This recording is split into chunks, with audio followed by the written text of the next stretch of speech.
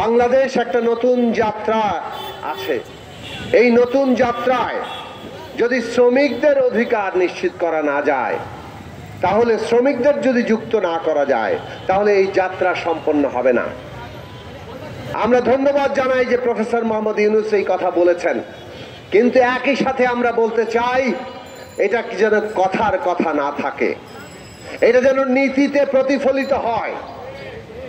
আজকে শ্রম সংস্কার কমিশন যে রিপোর্ট দিয়েছে, সেই রিপোর্ট দ্রুত রাজনৈতিক দল সহ বিভিন্ন অংশীজনদের মধ্যে আলোচনায় যাওয়া দরকার এবং তার মধ্যে যেগুলো সর্বসম্মত হয় দ্রুত সেই সংস্কার বাস্তবায়ন করা দরকার। শ্রমিকরা যদি নতুন বাংলাদেশের যাত্রায় তাদের গুরুত্বপূর্ণ অংশ না হয়, তাদের দাবি দেওয়া, তাদের অধিকার, তাদের মর্যাদা যদি সেখানে প্রতিষ্ঠা না করা হয়, তাহলে অভ্যুত্থানের সাথেই বিশ্বাসঘাতকতা করা হবে।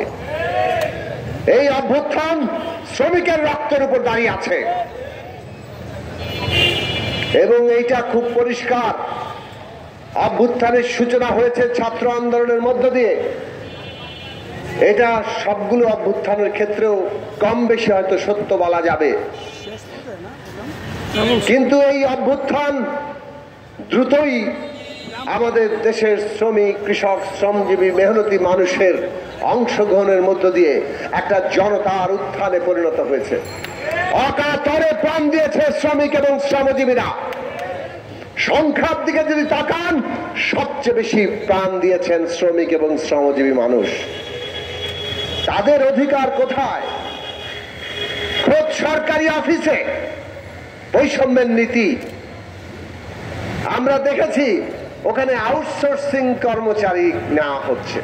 তৃতীয় চতুর্থ শ্রেণীর পদে এখন আর কোনো কর্মচারী নেওয়া হয় না, আউটসোর্সিং করা হয়। সেই আউটসোর্সিং কর্মচারীরা কি কর্মচারী না শ্রমিক, এই পরিচয় পর্যন্ত আজকে ঠিক হয় নাই। তারা কোনো শ্রম আইনের অধীনে আসে না। এই সরকারি অফিসে দৈনিক মজুরি ভিত্তিক শ্রমিক আছে, তারাও কি শ্রমিক না কর্মচারী তার কোনো সংজ্ঞা নাই, যার ফলে তারাও শ্রম আইনের মধ্যে আসে না। এদের না বেতন ঠিক মতো নির্দিষ্ট, কেননা ঠিকাদাররা এদের বেতন যা ঠিক করা আছে সেইটা তাদের কাছে পৌঁছায় না, যা ইচ্ছা তাই তাদেরকে দেয়। সবচেয়ে বড় কথা হচ্ছে কোনো ভাতা নাই, কিছু নাই, রাত দিন যত ঘন্টা কাজ করা, কোনো বোনাসের কোনো ব্যবস্থা নাই। মাতৃত্বকালীন ছুটিটাও পর্যন্ত ছিল না। গত 8 মাস আন্দোলন করে নতুন নীতিমালা এসছে, অন্তত তারা আমলে নিয়েছেন, তার জন্য ধন্যবাদ জানাই, কিন্তু সেখানে মাতৃত্বকালীন ছুটি 45 দিনের। একই